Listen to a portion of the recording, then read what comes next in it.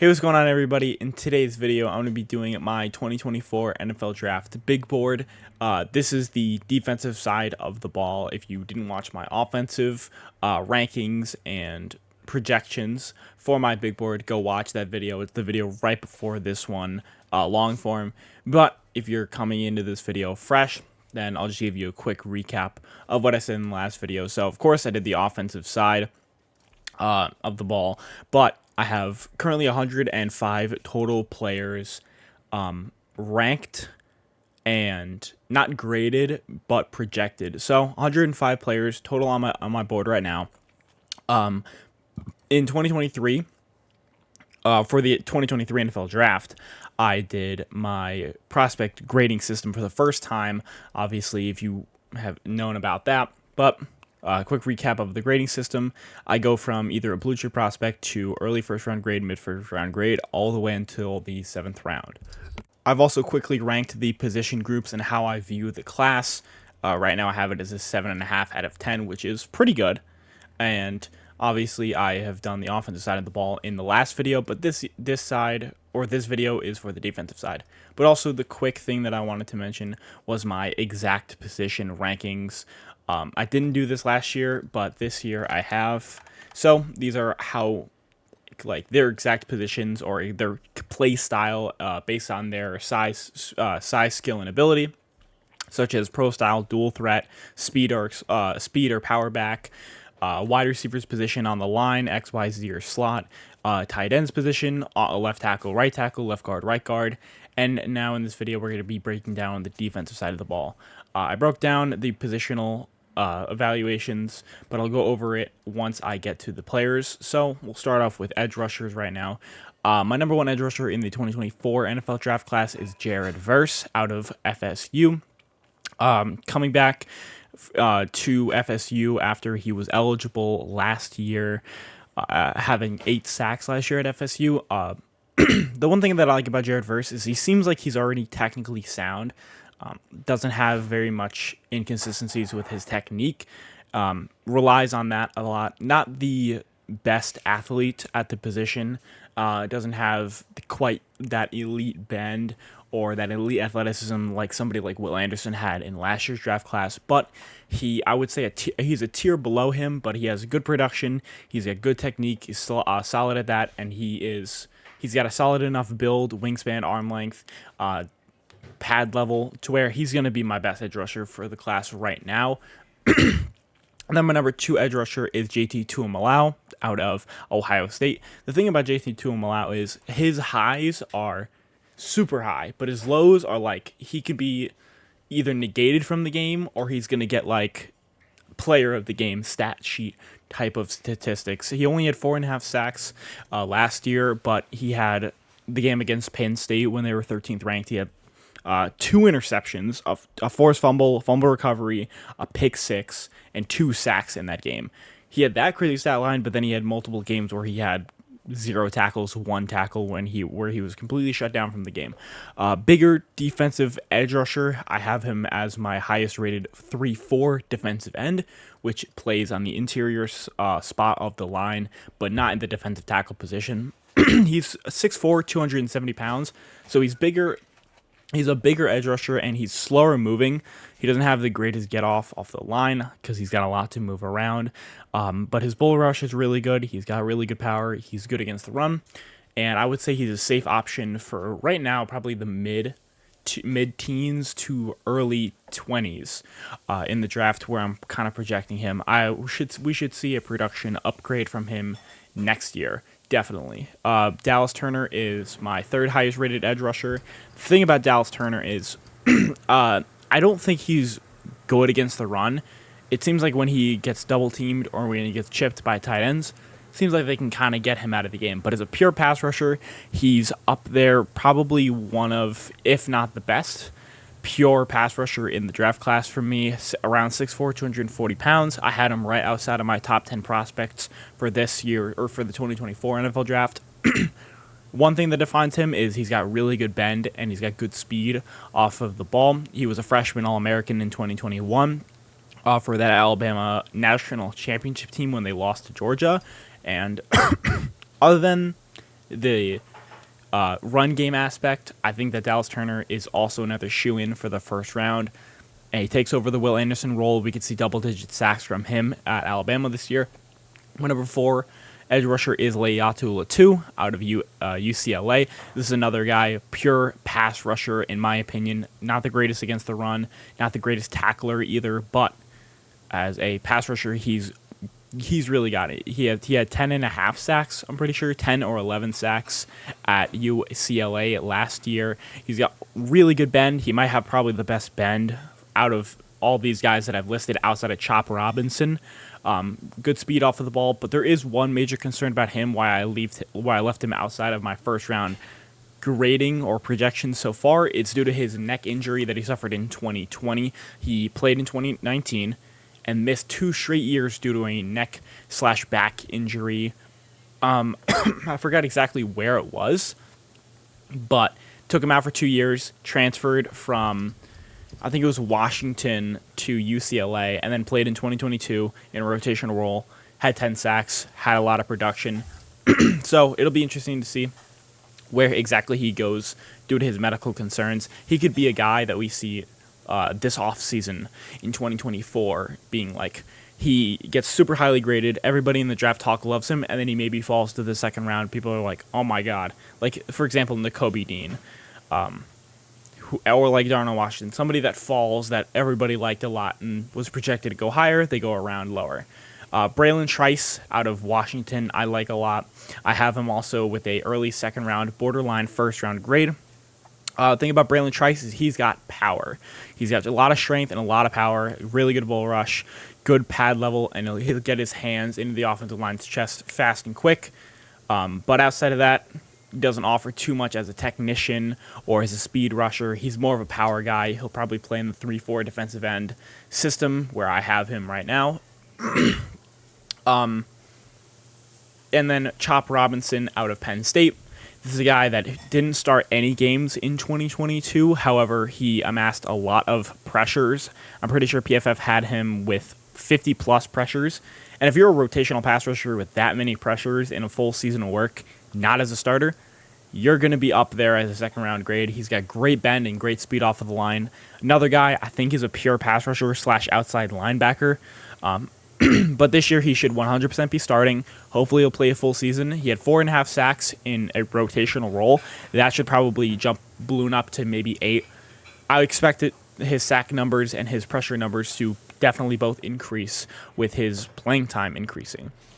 Jack Sawyer is a interesting player because he is a jack linebacker. So a jack linebacker role is he basically rushes the passer and then he'll bump back into coverage when needed to. This is essentially the Micah Parsons role with the Dallas Cowboys.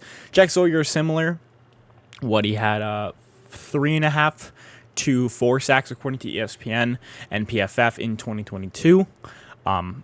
It'll be interesting to see how much he'll rush the passer. He did it a lot. He didn't have too many covered snaps, but he plays the jack role in the Ohio State scheme, but he doesn't necessarily even cover the field that often. He only had around 30-ish coverage snaps compared to his 200 pass rushing snaps. So he's more of a pure pass rusher, and Ohio State rotated in a ton of guys this year. They should have a solidified defensive line with him, JT Tuimalau,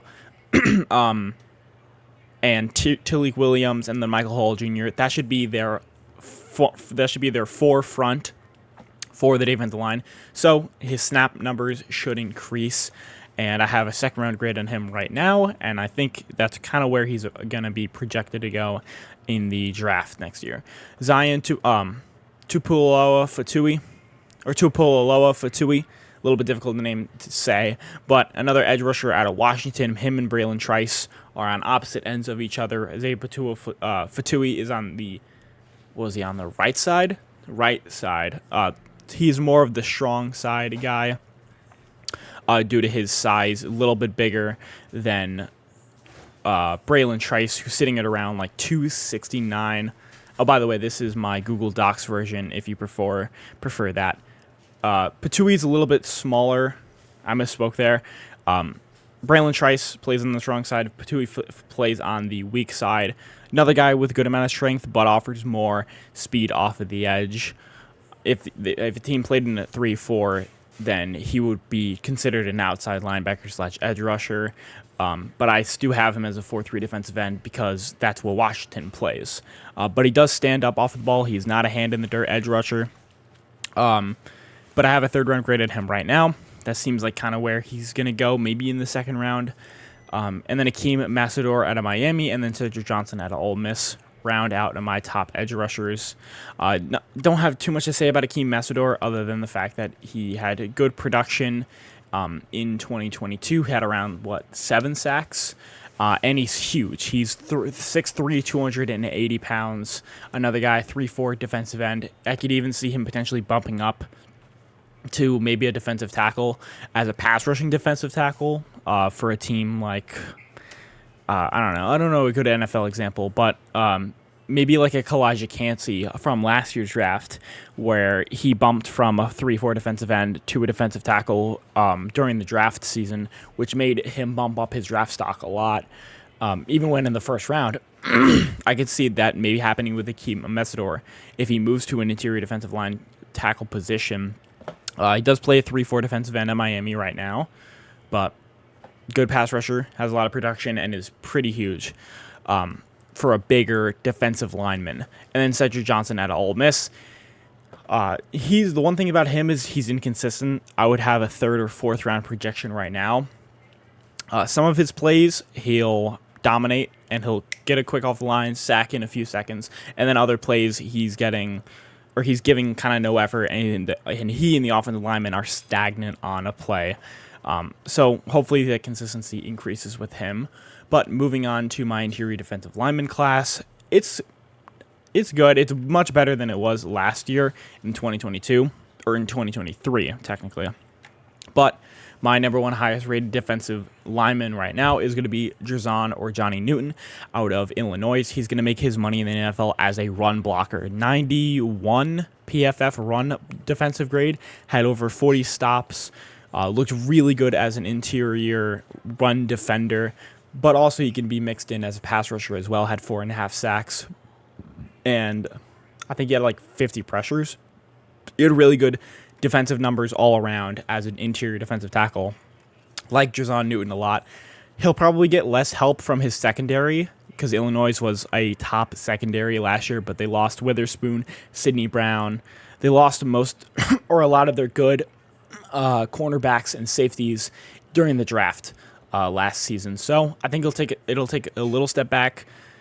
He'll probably have less time to rush the passer because the secondary got a little worse. They also lost the defensive coordinator out there in Illinois, but he is my number 1 graded tackle as of now. Mason Smith out of LSU, like him, also a good amount. I was debating whether having a 1st round grade on him and Drazan Newton, but I decided to keep them both as 2nd round guys as of right now. Mason Smith at LSU had a lost season in 2022.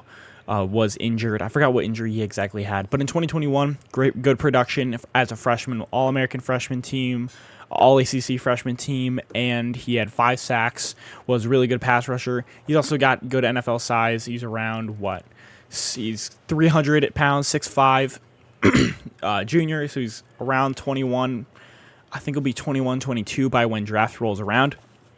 Overall, good interior defensive tackle.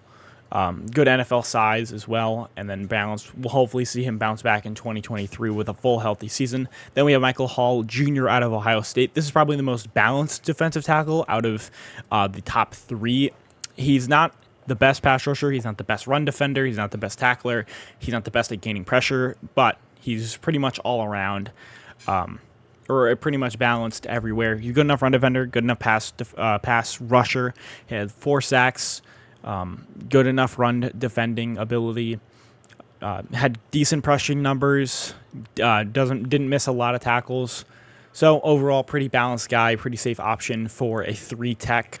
As you can see, I have him also rated as my 3rd highest defensive tackle, or 4-3, 3-4 defensive tackle, technically. Moving on to Tyler Davis. He's my highest rated nose tackle, very good run defender, but he is the best pass rushing nose tackle that I have right here, outside of Dante Corleone. We'll get to him in a sec. But Tyler Davis, 5.5 sacks in 2022, and a really good run defender. He's got good size at, where is he? 6'2", 200 or 300 pounds, stomper in the middle. Moving on to Leonard Taylor out of Miami, another really solid pass rusher. Had 6 sacks in 2023. I have a second round grade in him right now. Dante Corleone out of Cincinnati.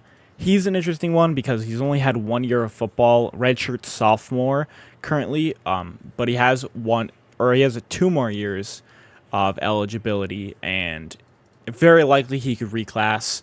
He's really good. He was really, really good at Cincinnati. I think he was the highest graded PFF defensive tackle for the entire college football. 5 sacks, really good against the run. He's got good size at 6'2", 320 pounds. He moves really well for his size too. But he's only had 1 year of football, 1 year of production. This will be his second. If he wants to declare, he can. He'll be a little farther down on my list, but if he wants to enter his redshirt junior season, he'll likely be my number 1 defensive tackle as of next year. But I think he is a guy that definitely has a big chance of reclassing. Tyleik Williams out of Ohio State, my 3rd highest rated nose tackle.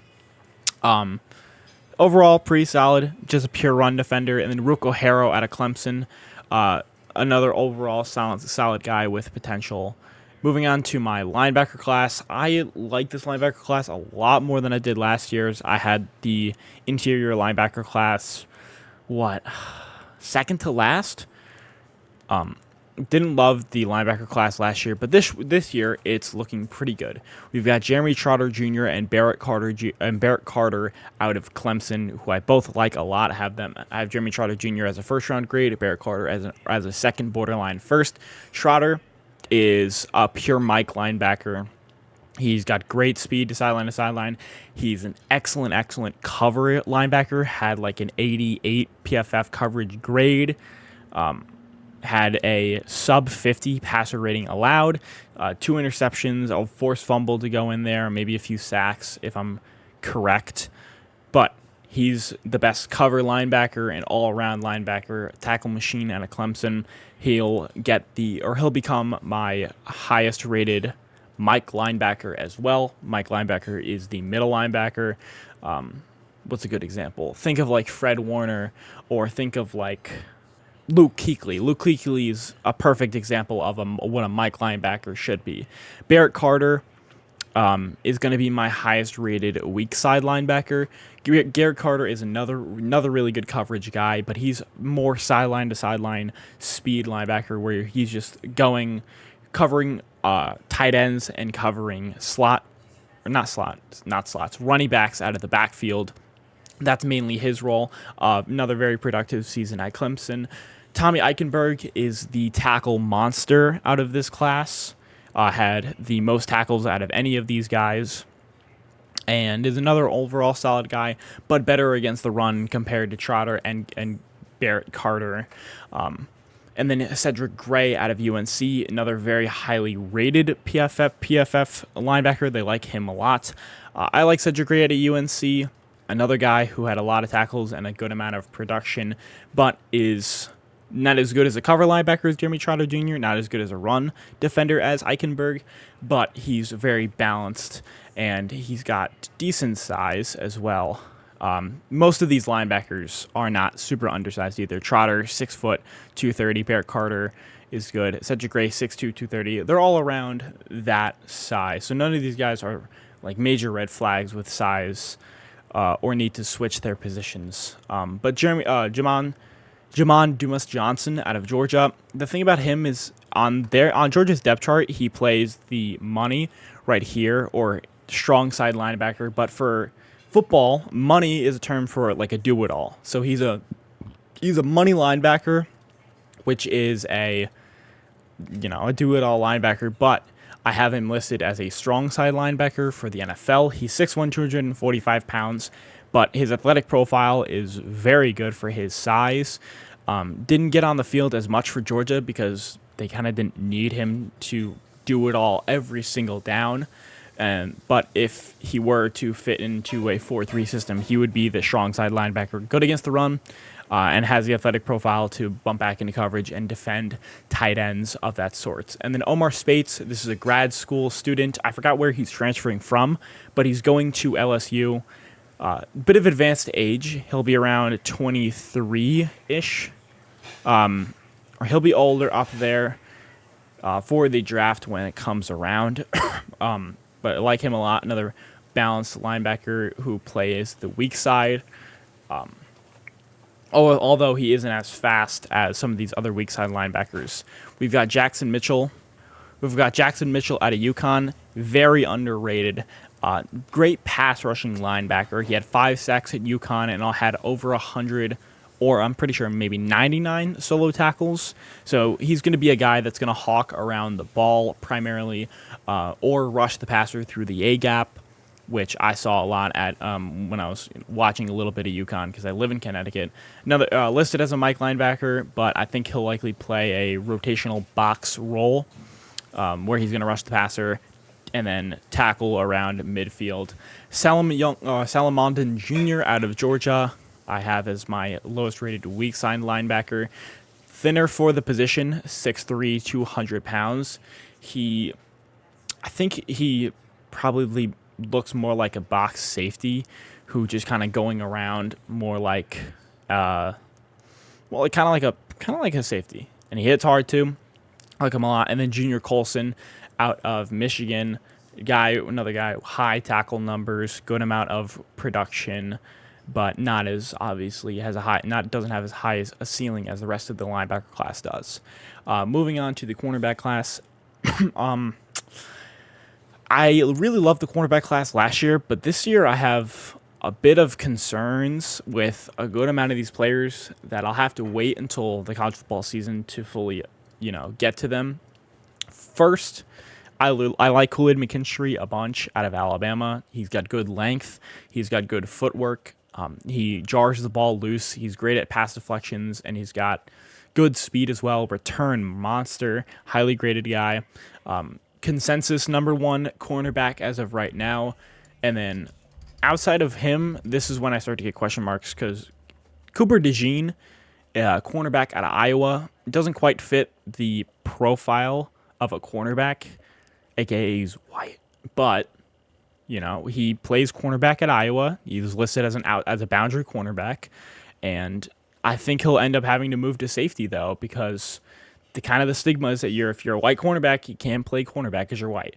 And I don't think I kind of agree somewhat for Cooper DeJean. I think he fits the athletic profile best as a safety. His teammate Riley Moss, who I had a 5th round grade on last year, went in the 4th round, I'm pretty sure, and went to the Broncos and is moving to safety. And I think Cooper DeJean will have a similar aspect where he'll be drafted as a safety. But overall, very, very solid guy. Strong bump and run cornerback out of Iowa. And then I only have 3 cornerbacks graded within the first 2 rounds, and then Denzel Burke is my lowest one. He's another guy, bump and run cornerback, press man guy, more of a man cornerback for Ohio State. But I saw in multiple plays, he's a little bit inconsistent, especially within the red zone. In the red zone, he'll get scored on a little bit. Against Georgia, he allowed 2 red zone touchdowns, one to Adonai Mitchell, who is transferred to Texas, who you guys saw last video. Would like to see him be a little bit more consistent, but he does have good NFL size and athletic ability at 6'1", 191 pounds. Fentrell Cypress Jr. is my 4th highest rated cornerback. I have him as he's not my best nickel. I have him on the boundary as well. Transferring to FSU. One of the top sophomores in the nation. I'm pretty sure. No, not sophomores. Redshirt sophomores.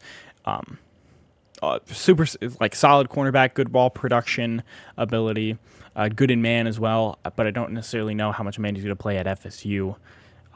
I'm unfamiliar with their system on defense. Kalen King, cornerback out of Penn State. Not the fastest or most athletic cornerback, but he's solid. He's another man cornerback because Penn State plays a lot of man.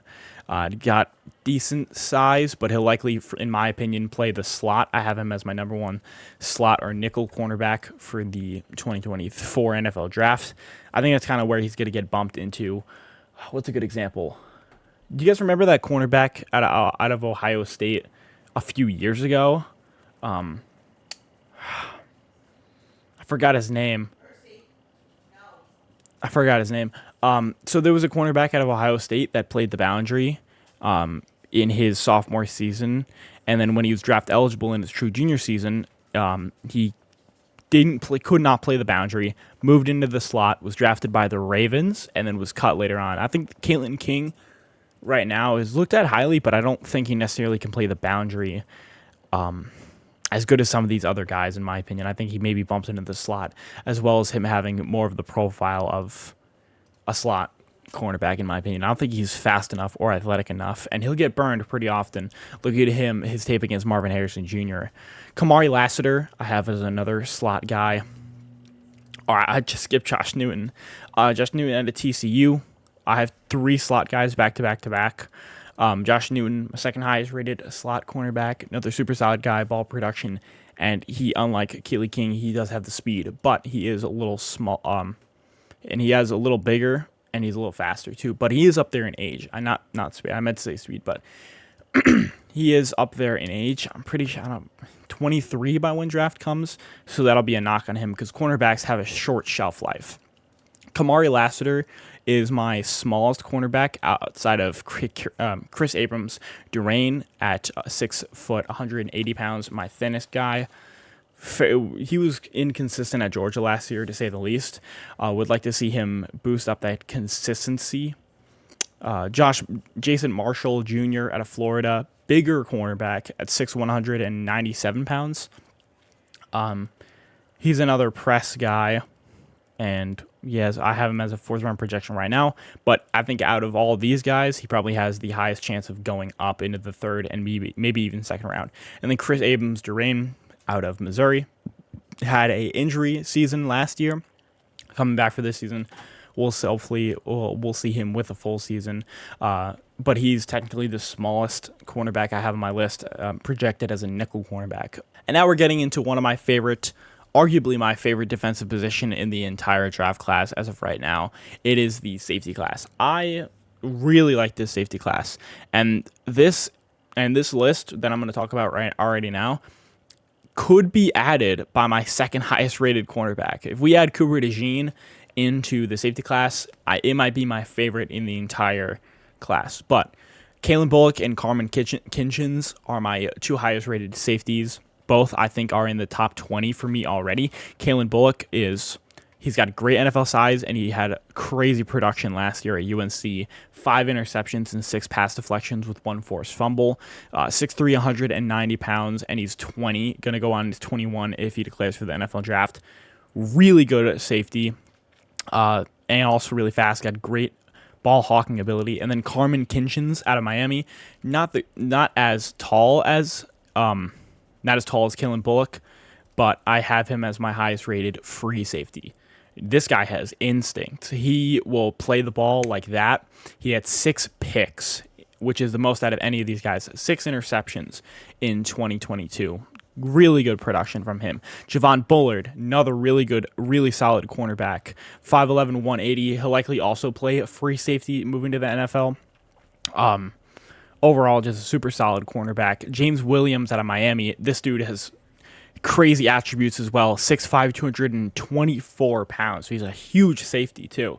Had 1 interception and a forced fumble as well. Miami's got a really, really crazy safety duo with Carmen Kinchins and James Williams. Abari Mukuba.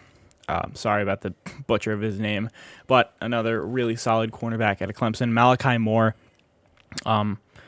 He was looked at really highly last offseason, because he was looked at as a cornerback, but he moved to nickel last season, and then is moving to safety, playing more of that hybrid role. I have a 3rd round grade on him. He's seen a lot of football. I remember when he was really highly looked at as a freshman, due to him being a freshman I think, was he a freshman All-American? Yeah. Cole Bishop out of Utah, another super solid cornerback. But he's a bigger guy at 6'2", 205. He can lay the boom as well. Jalen Catalon out of Texas. Thing about Jalen Catalon is he's just been unlucky with the injuries he's had in 2020 and in 2021. He both had injury seasons. Transferring from Arkansas to Texas, we'll have to see how he does. But he's seen a lot of football. He's a redshirt senior now. He's had 5, coming on maybe 6 or 4, and then coming on 5 years of football. And then Damani Richards is another super solid or a solid guy. I have a 4th round projection on him out of Texas A&M. But this is all without even saying Cooper DeJean, who is my 2nd highest rated cornerback. If he becomes a safety, then, or if he gets looked as a safety during the draft season. I have a cornerback right now because I just don't have the cornerbacks to fill his role, because that would mean I'd only have 2 cornerbacks graded within the first 2 rounds, which I don't think it's that bad. But so that's kind of it. That's going to be my defensive air list for my 2024 NFL Big Board Draft. Of course, if you have any players that you guys know, make sure you let me know. Tell me things you know about the players that are on my list. Let me know some things that I can tweak on my big board if you want. And then let me know if you enjoyed this video. Let me know if I should keep going with this series, if I should even make it a series. Obviously, these are my preseason rankings, and I'm going to develop these throughout the draft process in the 2024 or 2023 NFL college football season. It's just something that I want to start doing. I did this last year, and I'm going to do it this year, and I'll probably do it in 2025 as well. But if you like this video, make sure you leave a like, comment, and subscribe, and I'll see you in the next one.